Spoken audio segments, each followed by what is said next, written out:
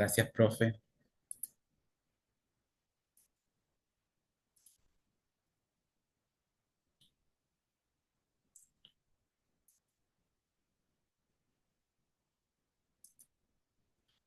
Bueno, entonces les damos la bienvenida a la clase, tema número 3 de indicios. Es un tema bastante, creo que medular, importante, uno de los temas más importantes que tiene la unidad, el programa de estudio. Porque recuerden que indicios, si retomamos las definiciones que venimos aprendiendo desde el cursillo, los indicios materiales, ¿qué son de la criminalística? ¿Qué recuerdan que son los indicios de la criminalística? Testigos ciegos. Estos objetos, Bien, huella, marca, rastro. bien, son testigos, muy bien, son ciegos, como dicen, testigos ciegos, testigos mudos. Ujú. Entendí lo que quisieron decir, muy bien, son huellas, marcas, perfecto. Pero en sí, de la ciencia, de esa definición que aprendimos y que la estudiamos en la unidad uno, ¿qué eran los indicios como parte de esa definición?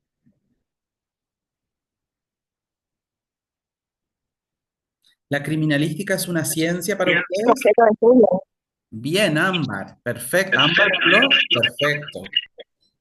Exactamente. De la criminalística, nosotros vamos a hablar de los indicios como el objeto de estudio de la ciencia. Todas las ciencias tienen un objeto que le es propio y que permite estudiarlos. Para nosotros, los criminalistas, cuando hablamos cuando nos preguntan, el común de las personas nos pregunta, ¿qué objeto tiene tu ciencia? Nosotros tenemos que decir, el objeto de estudio de nuestra ciencia son los indicios materiales. Toda ciencia tiene un objeto, tiene un método propio de estudio, que para nosotros va a ser el científico, y nuestro objeto se va a centrar en los indicios materiales. Ustedes de a poco van a ir descubriendo en todas las especialidades que aborden durante la carrera que todo en criminalística va a ser indicios. Analizo el papel en documentología, el papel va a ser un indicio. Voy a analizar la escritura en documentología, la escritura va a ser un indicio. Acuérdense que la documentología forma parte de una de las disciplinas que tiene la ciencia. En accidentología, voy a analizar los daños de los vehículos, las deformaciones. Esas deformaciones son indicios. Otro ejemplo en accidentología, huellas de frenada. Las huellas de frenada son indicios. Estoy centrándome en el objeto de estudio. Voy a otra especialidad, la balística.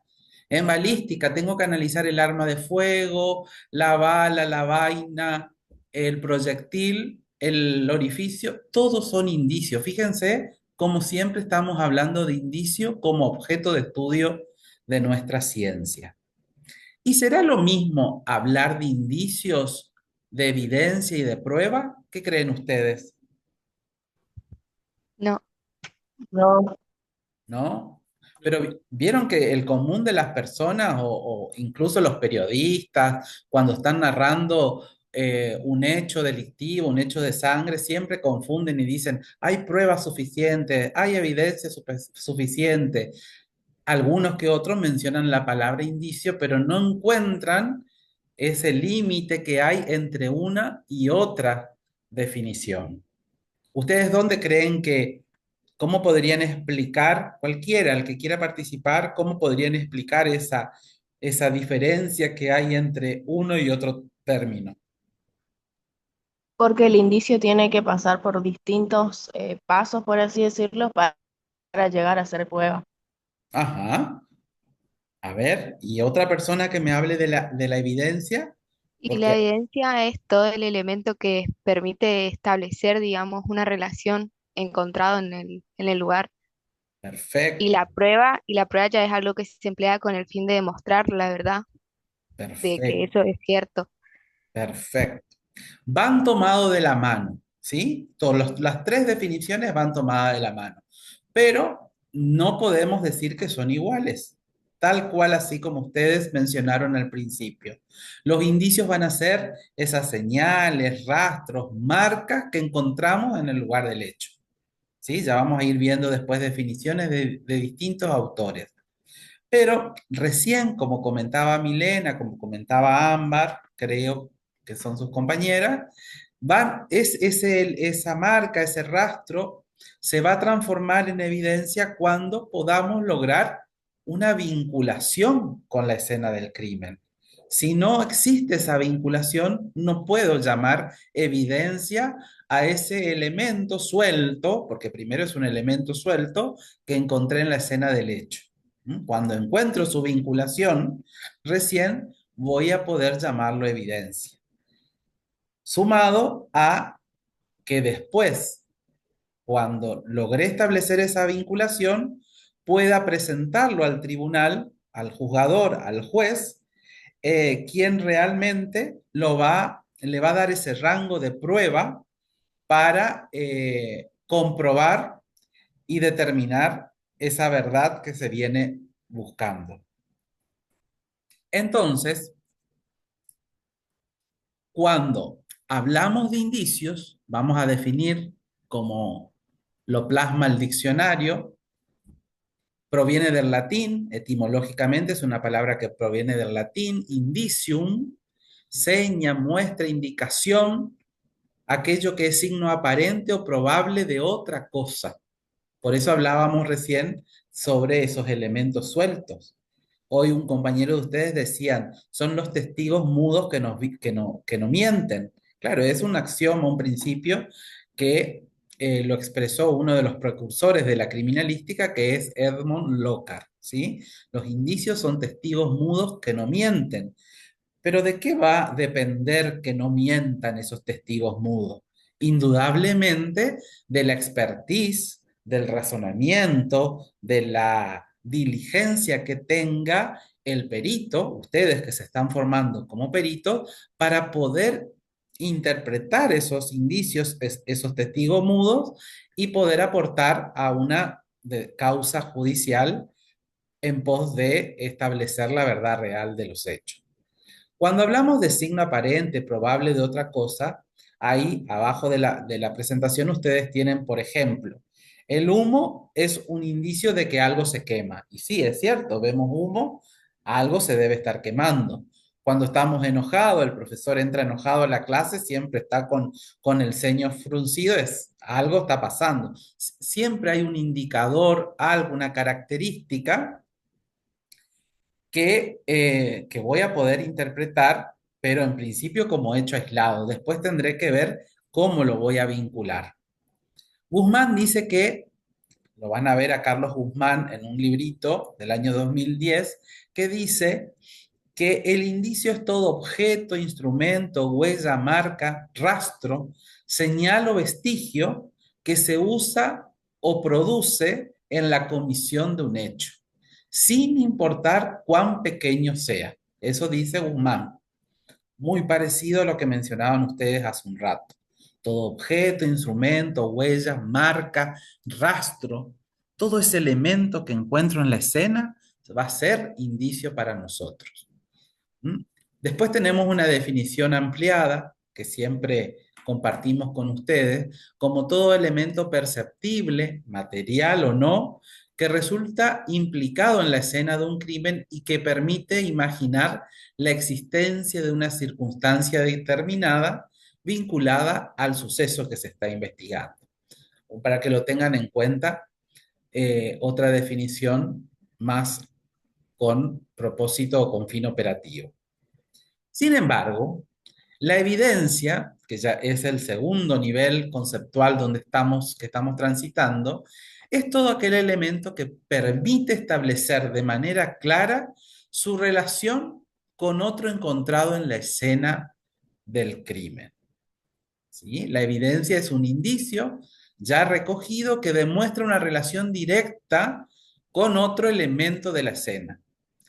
Por supuesto, va a implicar un vínculo verificable y objetivamente constatable. Acá vamos a ver si podemos dar un ejemplo. A ver, ¿quién se anima a dar un ejemplo de evidencia? con eso que vemos en la imagen, por ejemplo? ¿Qué podríamos decir? Sangre. Sangre. La sangre sería una evidencia, profe, o sea, la mancha semática que está ahí en la pared, ¿no? Ajá. Bien. ¿Cómo podemos lograr establecer esa vinculación con el presunto hecho? En principio son manchas hemáticas o de aparente color rojo, con aspecto sanguinolento, dicen algunos autores. En principio es un indicio. ¿Cómo puedo trasladar ese indicio a una evidencia? ¿Cuándo qué pasaría? Con análisis de sangre.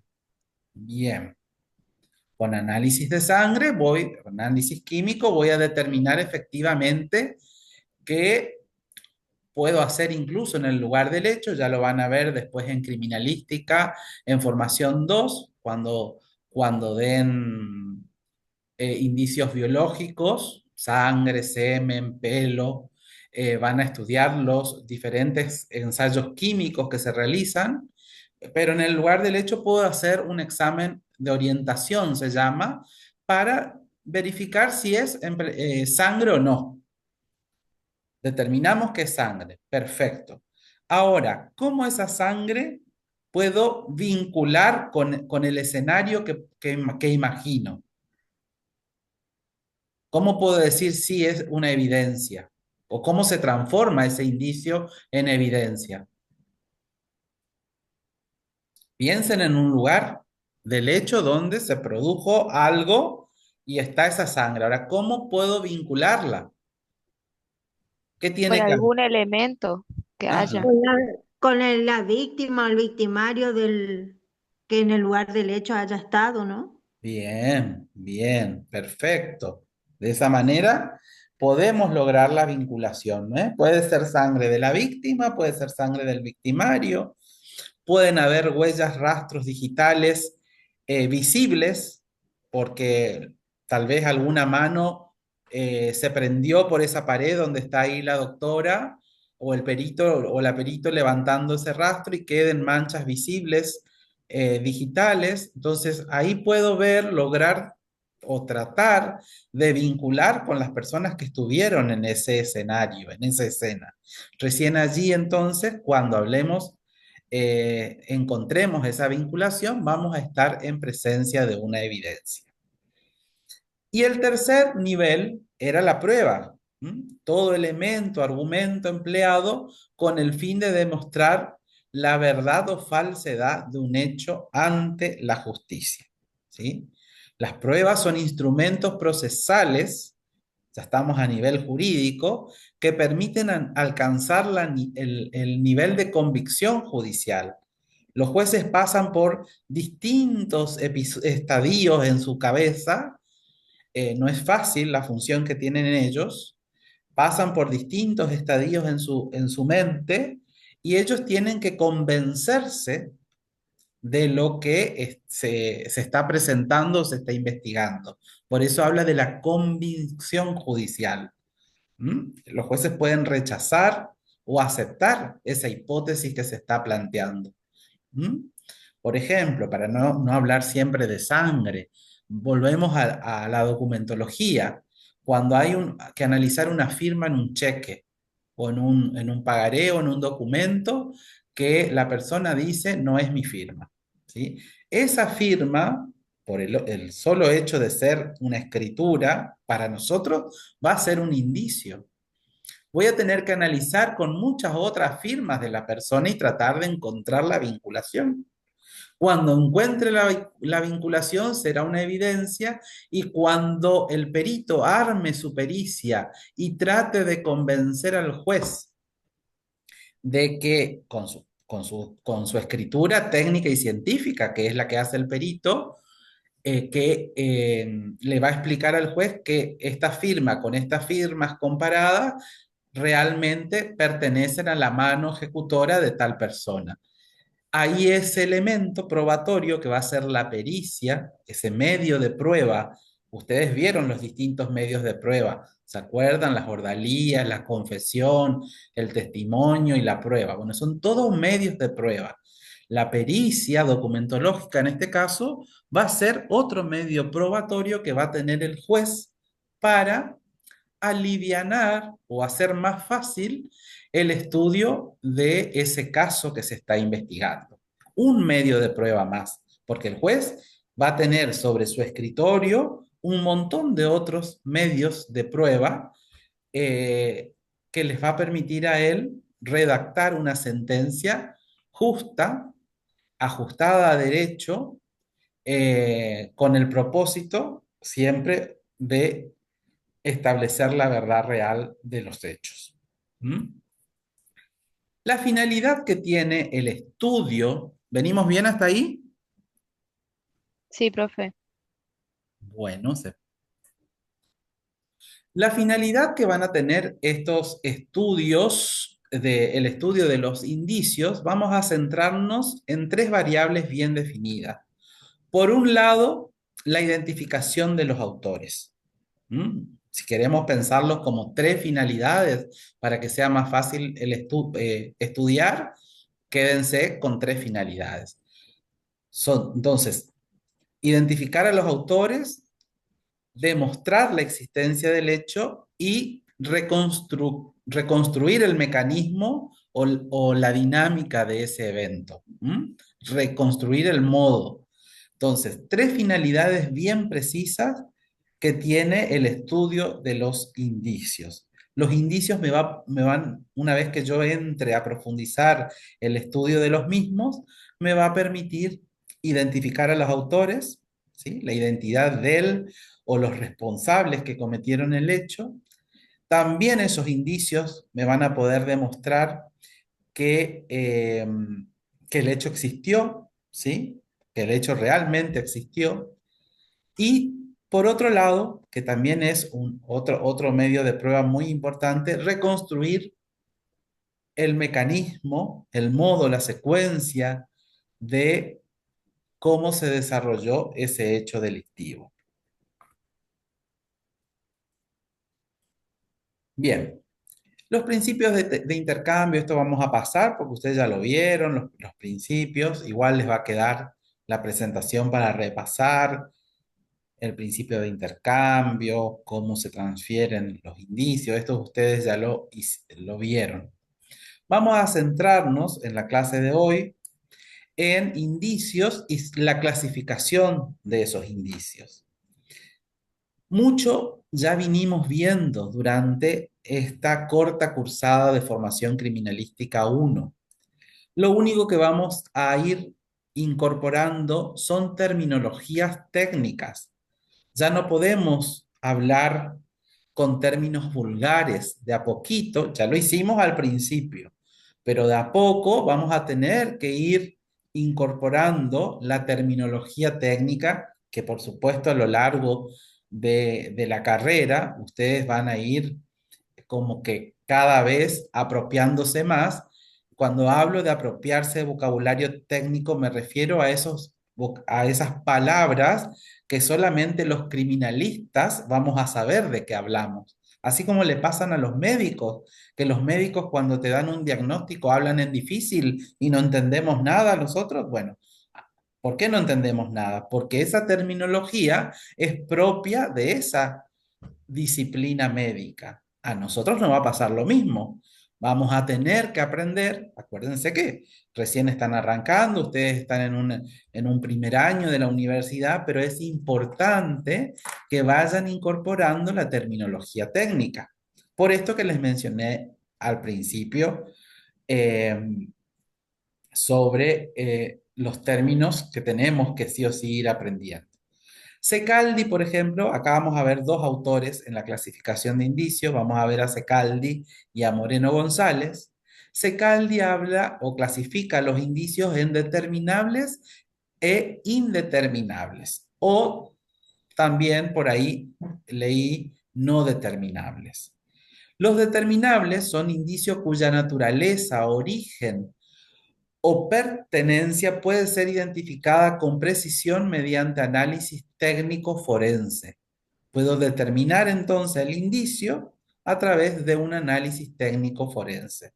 Sin embargo, Los indeterminables son indicios que por su estado o característica no permiten una identificación precisa o definida. Necesito de otros tipos de análisis. Moreno González clasifica los indicios en asociativos y no asociativos. Los asociativos son aquellos que establecen una relación directa entre el autor, la víctima y la escena del crimen. Esos serían indicios asociativos. A eso llamaríamos indicios asociativos. Y los no asociativos son indicios presentes en la escena que no permiten vincular directamente a ninguna de las partes implicadas. Cuestión que cuando ustedes en esta actividad que vienen haciendo del acta de inspección ocular, ahí ustedes pueden ir reconociendo de a poquito qué indicios serían asociativos y qué indicios serían no asociativos, porque hay varios elementos en el escenario que ustedes eligieron que posiblemente sean no asociativos.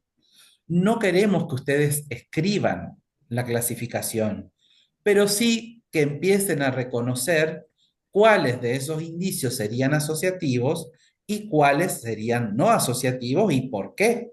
Porque en un examen teórico podemos preguntarles o darle un determinado caso y ustedes tendrían que explicar si existen o no indicios asociativos o no asociativos según la clasificación del autor Moreno González.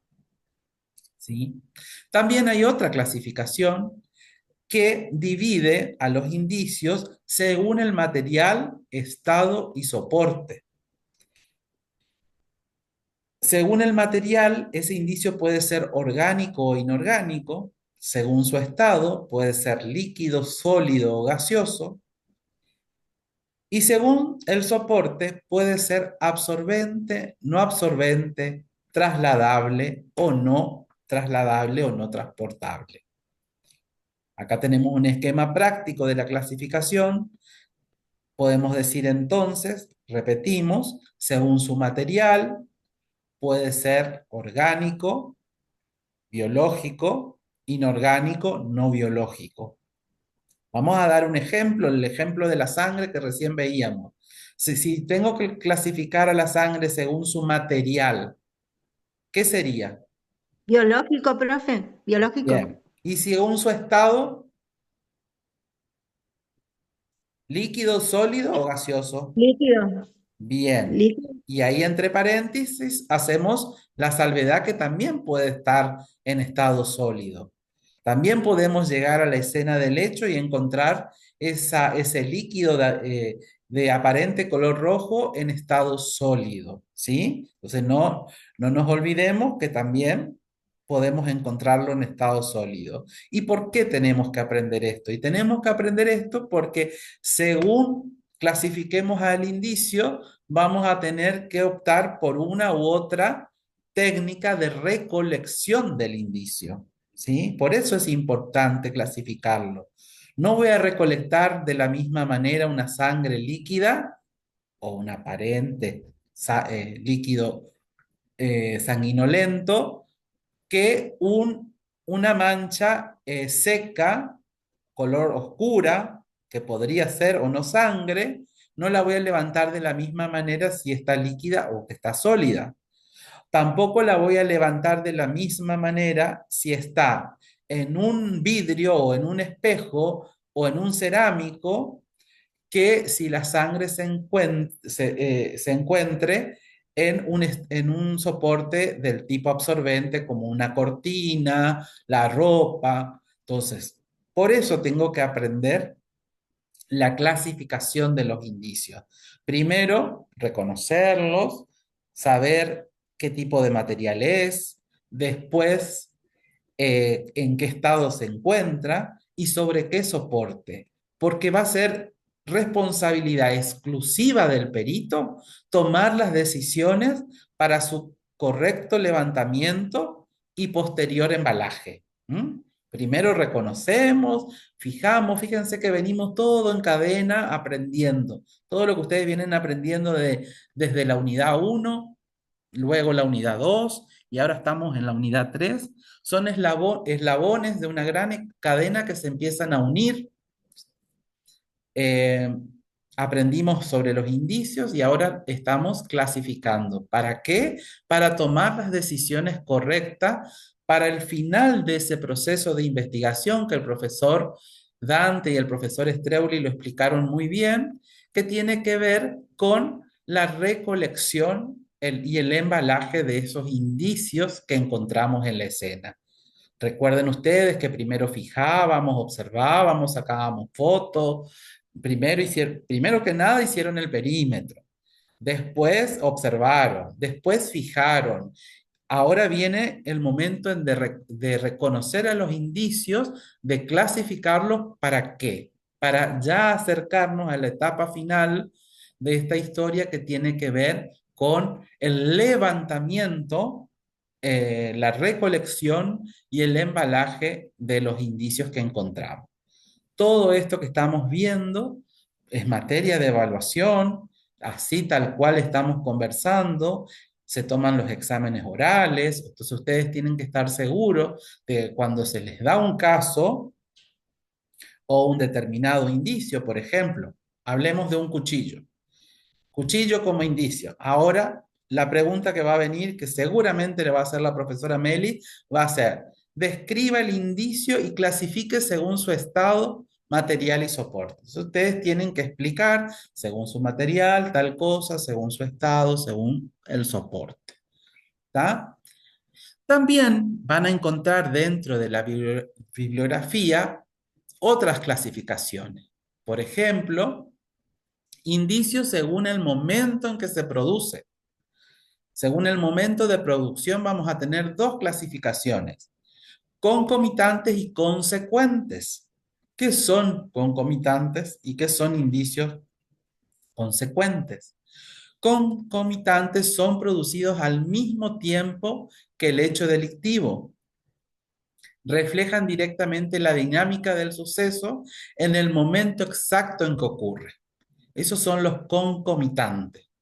Y los consecuentes son producidos con posterioridad al hecho. Surgen como resultados de acciones ocurridas tras el evento.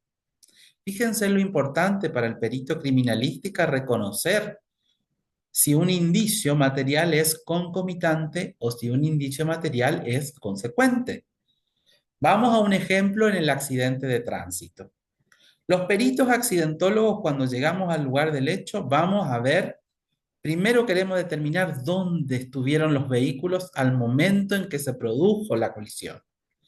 Entonces vamos a ir a buscar esas huellas que hay patentizadas, que están las marcas fuertes en la escena del hecho, que me van a permitir decir y decirle al juez, acá los vehículos, en este sector, los vehículos se contactaron. Entonces, los peritos, solamente los peritos accidentólogos, somos los que vamos a estudiar el indicio que hay en la vía para decir, sí, señor juez, es por este indicio los vehículos se contactaron en este lugar. Ese indicio es concomitante, se produjo al mismo momento. Tengo que tratar de diferenciar cuál es el indicio que se produjo en el mismo momento del hecho. Más adelante van a aprender los nombres técnicos de las huellas. Ahora se los cuento. Hay una huella que dejan los neumáticos que se llama brochazo. Esa huella de brochazo que se dibuja en la vía es la que me va a permitir a mí, perito accidentólogo, decir, señor juez, acá los vehículos se contactaron. Más adelante van a ver, cuando estén en accidentología, van a ver y se van a acordar de lo que les cuenta el profe, de la famosa huella de brochazo. Ese indicio es el indicio concomitante. Posteriormente van a haber indicios consecuentes, propia de la labor, porque los vehículos hay que moverlos, hay que liberar el lugar para que siga el paso de los vehículos y liberar las calles para que siga el tránsito, y ahí se van a producir otros tipos de indicios que son los llamados indicios consecuentes.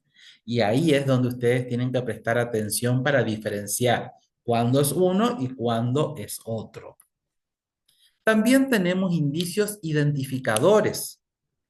Son los que por su naturaleza sirven para identificar a la víctima, al victimario y al lugar de los hechos o, por ejemplo, el tipo de arma utilizada. ¿Cuál es la condición esencial para poder hablar de indicios identificadores? Siempre tiene que existir una muestra testigo y una muestra problema, si no, no voy a poder identificar. En el caso que veníamos viendo de la sangre, tenemos la sangre problema, pero necesitaría la sangre testigo de algún que otro sospechoso para poder atribuir realmente si pertenece a la misma persona. Siempre necesito como ese doble muestreo para poder establecer identidad, ¿m? Para poder establecer identificación. También tenemos indicios según la escala de observación. Tenemos indicios macroscópicos, indicios microscópicos. Los macroscópicos, lo que se pueden observar a simple vista. Y los microscopios, fíjense cómo a poquito vamos incorporando terminología, van a requerir indudablemente de algún instrumento lumínico y de aumento, de lupas microscópicos, para observar en detalle. También vamos a tener indicios trasladables y no trasladables. Ya lo explicamos hoy cuando hablábamos, vimos el esquema o el cuadro de según su estado, material y soporte. Los no trasladables, si tengo una huella bajo relieve, que es una de las actividades prácticas que muy pronto vamos a hacer, no puedo trasladar esa huella al laboratorio. Por eso es no trasladable. Cuando ustedes tengan que hacer su informe, se van a acordar de lo que tienen que poner. Es una huella no trasladable, es un indicio no trasladable. No puedo levantar la huella con toda la arena y el barro y llevarlo. No, tengo que levantar, tengo que hacer moldes.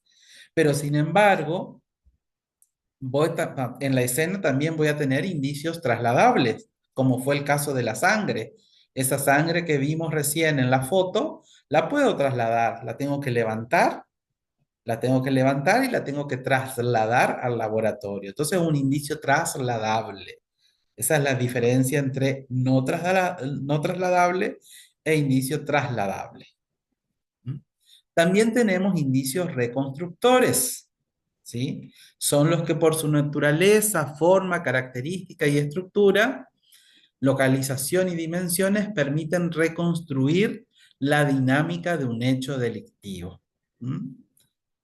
Tiene una finalidad principal que es corroborar o desvirtuar las declaraciones de los participantes y el valor probatorio permite establecer la secuencia de los hechos. ¿Mm? Indicios reconstructores para nosotros, volviendo al ejemplo de la accidentología, los indicios que encontramos en la escena en las calles cuando se produce un siniestro vial son determinantes para el perito. Tal vez por ahí los autos son movidos del lugar cuando llega el perito, pero vamos a tener indicios como son los daños en los rodados, el lugar del impacto, las deformaciones, los vidrios, los faros rotos, las huellas en el lugar. Todos esos indicios me van a poder reconstruir la mecánica y la dinámica, mecánica o dinámica o secuencia de ese evento, el antes, el durante y el después. Por dónde venían, cómo llegaron al lugar, cómo se contactaron y cómo se separaron. Todos esos indicios tenemos que tener la capacidad de interpretarlos y a esos indicios se los van a llamar indicios reconstructores.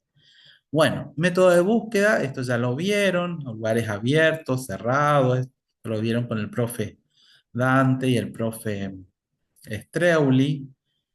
Y bueno, también, ¿alguna pregunta hasta ahí? Voy a dejar de compartir un ratito así les veo la cara. No sé si hay mensajes. Tengo mis asistentes. ¿Vieron que Susana Jiménez tenía los Susanos? Yo tengo mis Susanas.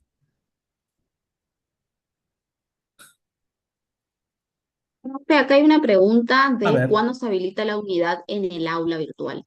pero papito, primero hay que aprender y después vamos a habilitar la unidad. Paciencia. Vamos a aprender, después vamos a hablar de la actividad práctica y después se va a habilitar. Como siempre lo hacemos. ¿Se va entendiendo? ¿O explico muy bien o están durmiendo? No hay mucha opción. Profe, Sí, lo que usted estaba hablando por ejemplo, de la vinculación a lo que se le llama el nexo causal en derecho, ¿no? La exacto. vinculación de la víctima, del victimario en el lugar del hecho. O sea, como Sí. una conexión para conseguir todos los indicios, ¿no? Ujú. Así mismo. El resto, ¿cómo viene? Elizabeth viene bien porque ella está hablando de Bien, ti. ¿Eh? Ámbar también. ¿Vienen bien? Sí, Sí, profe, profe. se entendió. sí, profe. Sí, profe. ¿La Sí, comisión profe, 1 y qué 2 bien. está acá? ¿Están mis chicos o no? Profe, se entendió. Comisión Hola, ¿qué 1. tal? Sí, profe, acá está la Comisión. comisión uno. Bueno, me alegro que Sí, estén. profe, estoy anotando todo. Muy bien. Seguimos. Ya vamos terminando, en falta poquito. Vamos a hablar de huellas, que también forma parte de la unidad 3. Después ya quedan con la profe Rita para seguir hablando un poquito de la actividad práctica. Ahí ya les comparto. Vuela la hora. A las 4 tengo otra clase. Bueno, vamos a huellas. ¿Qué son las huellas? Las huellas, vamos a definirla, va a ser una figura, señal, vestigio, producido en una superficie por contacto suave o violento con alguna región del cuerpo impregnada o no en sustancias coloreantes. ¿Sí? Impregnada o no, dice que es una huella. Acá tenemos un elemento, dejo mi huella y no la van a ver, impregnada o no, no está impregnada en nada.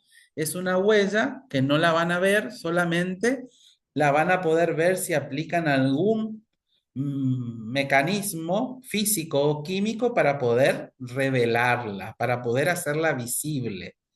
Ahora, si yo me pincho el dedo, sale sangre, vuelvo a agarrar el dispositivo y dejo mi huella, esa huella va a estar impregnada en una sustancia colorante. Eso es lo que dice la definición. Se produce por contacto suave o violento con alguna región del cuerpo impregnada o no en sustancias colorantes. Se clasifican teniendo tres criterios: por su forma de producción, por su procedencia y por su morfología. ¿Sí? Por la forma de producción, frotamiento, arrastre, apoyo, impresión, impacto, ¿sí? Acá fue un apoyo, acá hay una huella de apoyo. Puede ser una marca de frotamiento, una mano que llegó a la pared y se estaba prendiendo y va frotando. Puede ser una marca de arrastre, ¿sí? ¿Quién puede dejar huellas? Ahí viene por su procedencia. Una herramienta, una máquina, el calzado, alguna región del cuerpo humano. Cuando hablábamos de cuerpo en la definición, no solamente nos referimos al cuerpo humano, ¿sí? También puede ser una herramienta, puede ser una máquina, puede ser un vehículo que deje las huellas, ¿sí? Los dientes, cuando dejamos mordeduras. A ustedes que les encanta hacerse marcas, y por su morfología, ¿sí? Pueden ser positivas o negativas. Figura impresa, coloreada o latente. Volvemos al ejemplo. Latente es cuando no se ve. Está, pero no la veo. Tengo que aplicar aplicar reactivo para hacerla visible. Esa va a ser una huella positiva. Y negativa va a ser aquella huella que esté, como vimos hoy, en la foto, bajo relieve. Esto es bajo relieve. Es una huella no trasladable, si vamos uniendo, una huella no trasladable del tipo negativa, porque está bajo relieve, como dice ahí en la placa, formadas por hundimiento o depresión del sustrato. Entonces, ¿qué tenemos que saber de huella? ¿Qué son y cómo se clasifican? Se van a clasificar por su producción, por su procedencia y por su morfología. También tenemos que saber que tenemos huellas humanas, animales y mecánicas. Las humanas, dejadas por el ser humano, pueden ser huellas labiales. Vamos a ver cuando lleguen a tercer año una ciencia que se llama queiloscopía, que estudia las huellas labiales, las impresiones labiales. Pueden ser palmares, pueden ser digitales, pueden ser plantares, todas las huellas que pueden dejar nuestro cuerpo humano. De animales, producida por la intervención directa de animales en el hecho, y las mecánicas por algún objeto cuando produce algún tipo de impresión, como los neumáticos, las herramientas, los destornilladores, cuando no podemos abrir una ventana y dejamos la marca. Bueno, todo eso se llaman huellas. Después van a venir otros nombres más técnicos y van a poder diferenciar cuando aparece una efracción, por ejemplo, pero en principio estas tres grandes clasificaciones según su origen para no perdernos, ¿sí? Esto tenemos que tener en cuenta sobre huellas. Hasta acá entonces abordamos la unidad 3, indicios. Conocimos qué son los indicios, conocimos la clasificación de los indicios según diversos autores. Es importante que empiecen ustedes a reconocer, sobre todo, y esto nos le cuenten después a la profe Melis, sobre todo esto de material, estado y soporte, porque seguro les va a preguntar en el parcial, les va a dar un indicio y ustedes van a tener que clasificarlo según esa tablita que les mostré, ese esquema de material, estado y soporte. Lo mismo con el tema de huellas, saber la definición de huellas, saber su clasificación, la clasificación según su origen. Datos claves que les voy dejando para que empiecen a incorporar. Bien, preguntas. Profe, yo tengo una pregunta, pero no es del tema de ahora, digamos. Es del trabajo que tenemos que entregar. Ajá. Usted en la clase pasada había dicho que pongamos todos el mismo caratulado. ¿Cuál era Sí. el nombre? O sea, ¿cuál era el caratulado que íbamos a usar? Lo que escribimos en el pizarrón. Si alguien tiene a mano, puede Porque escribir. ahí decía acta ocular 2026, decía. ¿Puede ser? Sí. Si alguien tiene, lo escribe en el chat, así le ayuda a la compañera, porque yo no saqué foto y no me acuerdo. Bueno, Sé que era un poquito más largo porque era acta o era el nombre de la materia sobre acta de inspección ocular, algo así era. No, profe, decía acta, inspección ocular año 2026 o 2025. Bueno, está, lo que escribimos.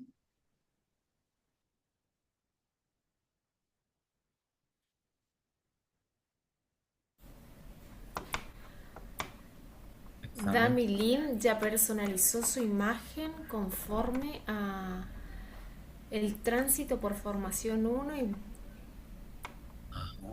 Ahora, lo que no me queda claro que si sería, si se ve aprobando la materia o no aprobando la materia. No me estaría quedando clara la imagen. Bueno, los dejo en manos de la profe. No sé si los profes quieren Profe, agregar algo, si me olvidé de algo. profe, ¿Vale? acá hay una pregunta en el chat que dice, ¿el examen final de mañana será escrito u oral? No hay examen final de nadie. Y Estamos. abajo le contestan como examen final. No hay ningún examen final. Examen, a ver, vamos a ordenarnos. Entendemos que ustedes son muy pequeñitos en en el instituto, por eso se deben estar confundiendo. Esta semana, hoy, a partir de hoy hasta el viernes, estamos en turno de examen. Ustedes no rinden ningún examen todavía porque están iniciando la carrera. Quienes se inscriben para rendir son sus compañeros que ya están en el segundo cuatrimestre, por ejemplo, que ya transitaron el primer año, y les quedó rendir esta materia porque no rindieron el final el año pasado o rindieron y salieron mal, ellos sí rinden el examen. Ustedes no rinden nada porque están cursando, ustedes son alumnos regulares. Por eso decidimos dar esta clase. Generalmente cuando hay mesa de examen no se da clases, pero como ustedes no rinden nada, hemos decidido dar clase para no atrasarnos. ¿Sí? Pero el examen de mañana son para los chicos que ya están de segundo a cuarto o que ya cursaron esta materia y quedaron de manera regular. Ellos sí van mañana a rendir. Se inscribieron y van mañana a rendir y mañana la profesora tomará el examen. Pero ustedes no rinden nada. ¿Se entiende?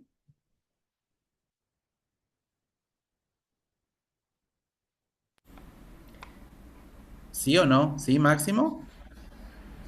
Bueno, muy bien. Si Máximo lo entendió, muy bien. Sí Bueno, se profe, entendió, profe. lo dejamos liberado, que usted tiene que ingresar a otra clase en breve. Continúo yo con los chicos. ¿Querés que te dé? Agradecerle al profe. ¿Tenés el Sí, hospedador? no, yo no sé si puedo compartir pantalla, tengo para A ver, mostrarle la actividad. Ahí proba. lo intento.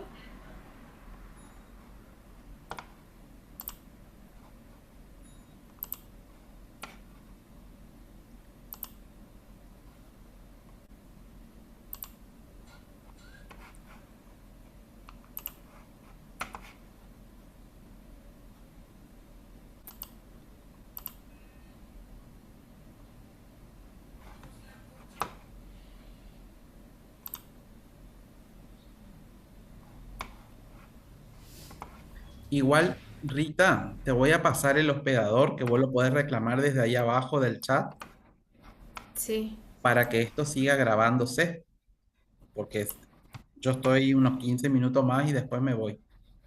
bien, Te paso al celu, te dice ahí reclamar hospedador y vos le escribís este numerito. perfecto.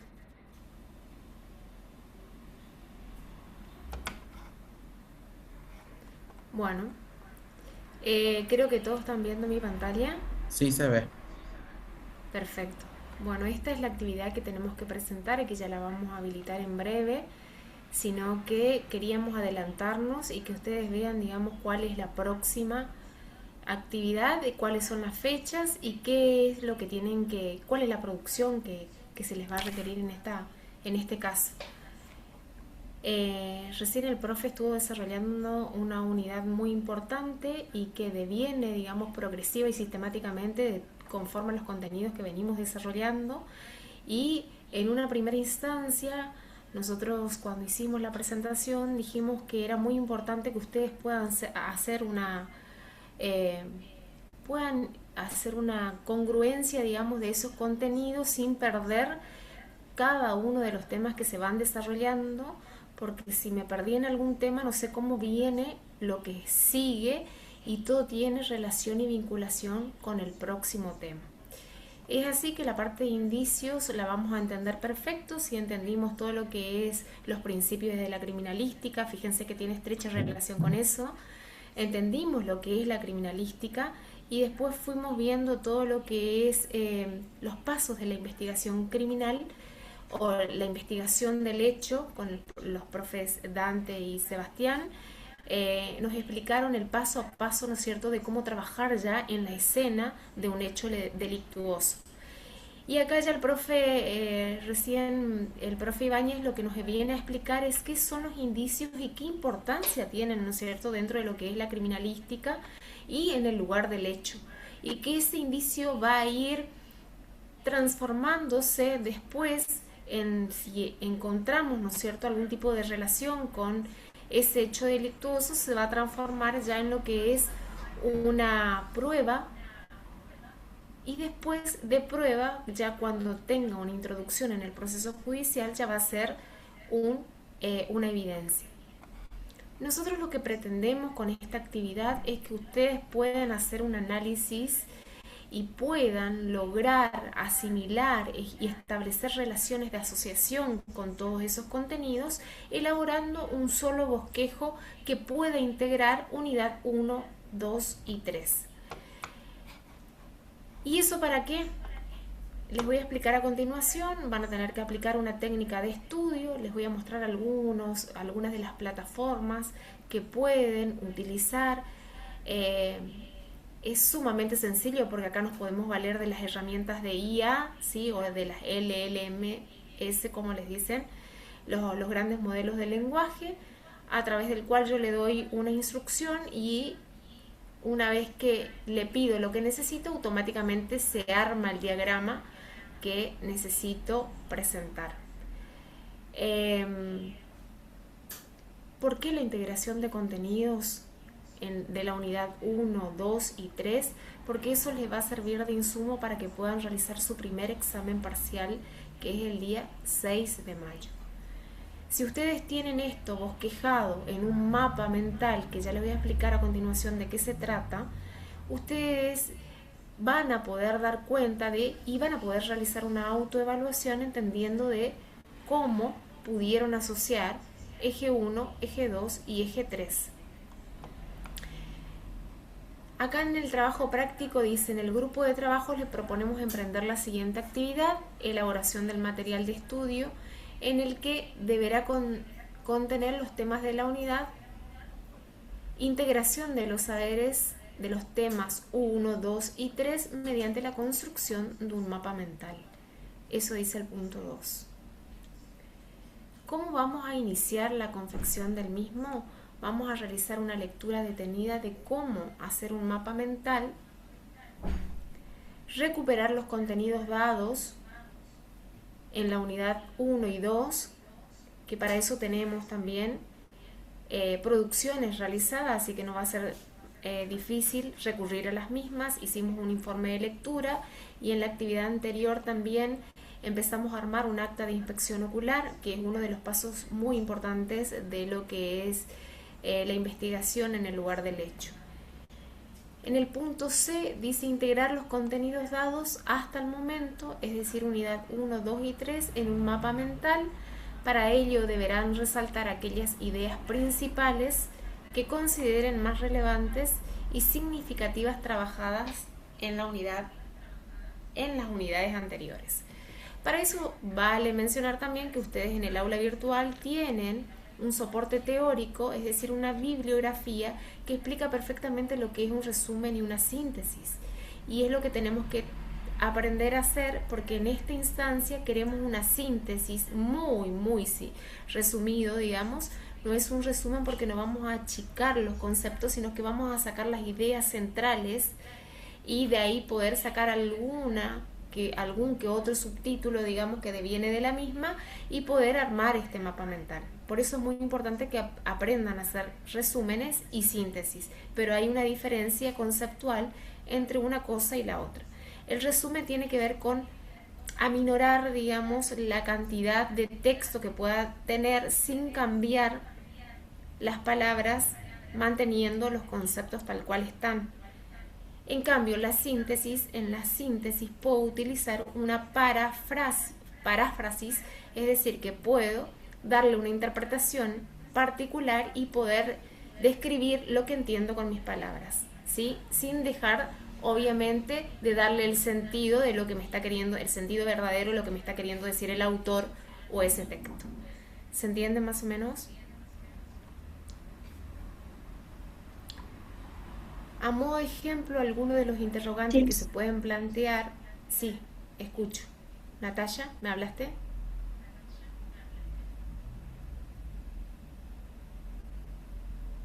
Bueno, cualquier cosa tienen una opción, ustedes van a ver, para levantar la mano. Entonces, todos aquellos que tengan dudas, preguntas, consultas, pueden levantar la mano y cuando termino de explicar esto, contesto las preguntas, ¿sí? A modo de ejemplo, algunos de los interrogantes que se pueden plantear en el equipo de trabajo son: ¿cuál es el objeto de estudio de la ciencia criminalística? ¿Qué aportes brindan los indicios en una investigación? ¿Cuándo podemos hablar de evidencia física? ¿Qué importancia tiene la prueba para la administración judicial? ¿Es importante el aporte del perito para la investigación? Entre otras. Esto les va a servir como preguntas disparadoras para que ustedes puedan armar ese bosquejo que lo van a tener que representar en un esquema que en este caso es un mapa mental. ¿Cuáles son las condiciones de presentación? El trabajo es grupal, presencial y obligatorio. ¿Sí? Lo que yo ahora estoy haciendo es solamente adelantarme y darle una introducción, que leamos, digamos, entre todos la consigna y que ustedes empiecen a pensar cómo bosquejar ese trabajo. Pero la verdadera práctica la vamos a llevar a cabo el día 29 de abril, que va a ser el miércoles que viene de manera presencial, para ver cómo ustedes están encaminados en esta producción. Subir el mapa mental, dice subir al aula virtual, solo un integrante del grupo, y la fecha de presentación, como les dije, es el 29/4 del 2026, que es ese miércoles, en el horario de clase. Eso significa que ustedes, una vez que confeccionan esto a través de una de las plataformas que le vamos a mostrar como ejemplo, lo pueden hacer en plataforma, como así también si no tienen recursos tecnológicos como para trabajar en estos días o ese día, lo pueden hacer o bosquejar con papel, soporte papel y virome, lápiz, sacar una fotografía y subir la producción en formato imagen para que nosotros la podamos corregir. Bien, acá terminamos entonces con la unidad 3, que es la actividad práctica que tenemos que realizar. ¿Se entendió? Empezamos a trabajar, integramos contenido de la unidad 1, 2 y 3 y terminamos de armarla el día 29 en clases para poder subir finalmente la producción ese mismo día. Profe, Sí. con respecto al grupo, ¿tiene que ser las 3 personas que componen el mismo grupo o se puede agregar más al grupo? Porque por ahí hay chicos que quedaron por ahí colgados, o nosotros éramos 6 y tuvimos que dividir 3 y 3. Natalia, ¿por qué tuvieron que dividir 3 y 3 si había un máximo de 6? Y dividimos 3 y 3 A nosotros nos dijeron solo 5 integrantes y también éramos 6 y tuvimos que sacarle a 2. Bueno, está bien. Si se volvieron a rearmar ahora, también va a ser medio de manera provisoria hasta que tengamos los resultados del primer parcial con el recuperatorio, y ahí recién vamos a ver quién continúa y quién no, como para definitivamente poder organizar, armar los grupos, pero ya esta vez por aula virtual, ¿sí? Así que bueno, si lo hicieron así, van a poner en la carátula quiénes son los integrantes que van a presentar en esta oportunidad este trabajo. ¿Cuántos integrantes son por grupo? Profe, entonces, ¿hasta cuánto es el máximo de integrantes?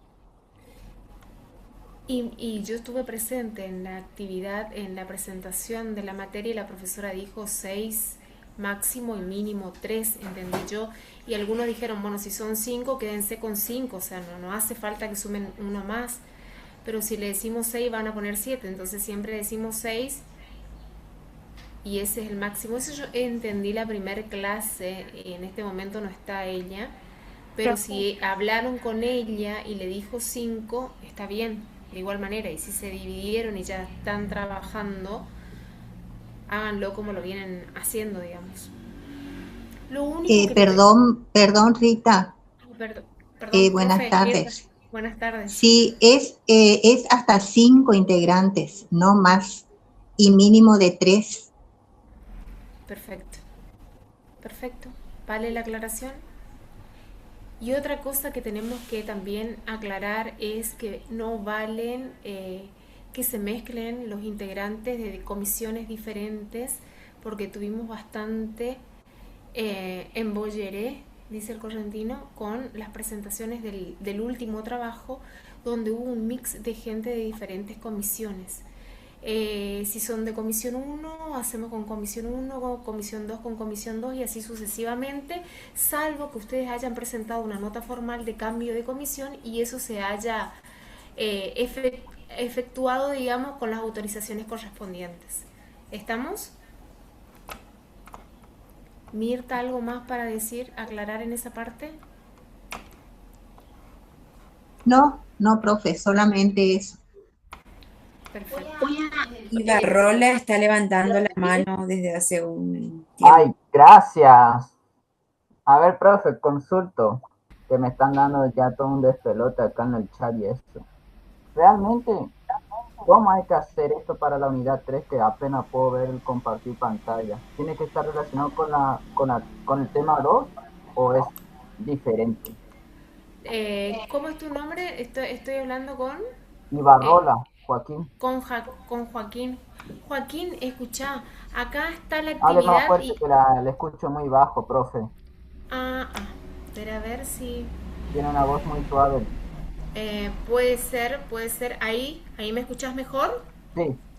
Bueno, Joaquín, nosotros acá presentamos, esto es lo que vamos a subir, esto va a estar en el aula y va a estar explicado, digamos, el paso a paso de lo que tienen que realizar ahora para esta actividad, ¿sí? Van a integrar 3 unidades, 1, 2 y 3, y van a tener que armar un mapa mental como para redondear la idea, ¿sí? Contenidos de la 1, 2 y 3. Ahora yo les voy a mostrar cuáles plataformas, si lo quieren presentar de manera virtual, pero también lo van a poder presentar de manera escrita, ¿sí? En el caso de que no puedan contar con alguna herramienta virtual ese día o no lo puedan venir trabajando antes, porque la entrega es el día 29, miércoles 29 en clases. ¿En para clase, que nosotros... no por la plataforma univirtual? Sí, van a entregar por la plataforma, pero van a terminar de armar el trabajo y la producción el 29 en horario de clase, por cada comisión. ¿Se entiende? Sí, profe, como hicimos con el trabajo número 2. El trabajo número 2 se trabajó la semana pasada en clase y ahora lo entregamos. Claro, solo que ese día ya ustedes tienen que tener todo el bosquejo prácticamente armado. Nosotros revisamos, ustedes tienen alguna duda, consulta y terminan alzando por la plataforma, ¿sí? Pueden alzarlo porque trabajaron con otra plataforma que ya les voy a mostrar a continuación, o puede ser que lo hayan trabajado, digamos, a mano alzada, como hicieron el croquis, y pueden subir una fotografía, pero la idea es que suban en horario de clase y que ustedes se puedan sacar las dudas y nos pregunten si está bien, si no está bien, si relacionaron bien los contenidos, si esto tiene que ver con esto o no. ¿Se entiende, Joaquín? Ahí ya voy a mostrarle la otra presentación que tiene que ver con el modo de desarrollo de esa producción. Hay otra Joaquín. consulta de Salgado Laurel. Bueno, esperemos que sí. Tiene la mano porque lo levantada entendí bien, también. pero bueno. Bueno, ahora vamos a ver bien en el desarrollo de la presentación. ¿Sí? Nadia, te escucho. Buenas tardes. Sí. Yo quería hacer una consulta sobre el trabajo anterior, porque en las pautas de presentación dice que se tiene que poner el nombre de los docentes y todo y demás, y en el modelo de carátula de trabajo práctico que se mandó no dice, digamos, la parte de docentes. ¿Tenemos que agregarle? Sí, si pueden agregar, bienvenido sea, o si no, No es excluyente ni va a interferir, digamos, en la calificación. Si En se el Ah, logra ok, aula, para en ok. los el docentes. aula Y lo, virtual hay una fotito con el nombre de todos los docentes y los cargos que pueden sacar de ahí la información. Ya está por ok. ser, ya está por ser Navidad y todavía no le conocen a los profesores. Y otra consulta también sobre la bibliografía, digamos. Hay que poner, porque estaban preguntando también en el grupo de mi comisión si había que poner bibliografía en ese trabajo. Y entonces, bueno, me quedó la duda. En el trabajo anterior, ¿me estás diciendo en Sí, este? en el trabajo de la unidad 2. Sí, por supuesto. Y Ok. según normas APA, que también normas APA le subimos Sí, sí, sí. un marco teórico para que ustedes tengan, digamos, eh, que puedan leer y lo hagan conforme a eso. Ok. Bueno, muchísimas gracias. Bueno, pasamos a la otra placa, entonces yo le puedo... Te Interrumpo interrumpo un ratito, Rita. Sí. A los que en el chat hay uno que dice Dice usuario de Zoom, la verdad que no sé quién es. Y el otro, Motorola Moto G54.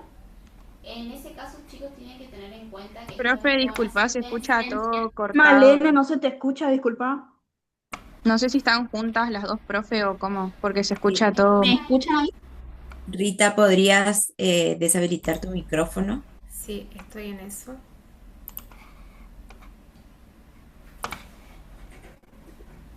¿Ahí se me escucha, chicos? Ahí se te escucha, madre. Perfecto. En el chat hay alguien que se llama usuario de Zoom. No sé quién será. Y hay otro que se llama Motorola Moto G54.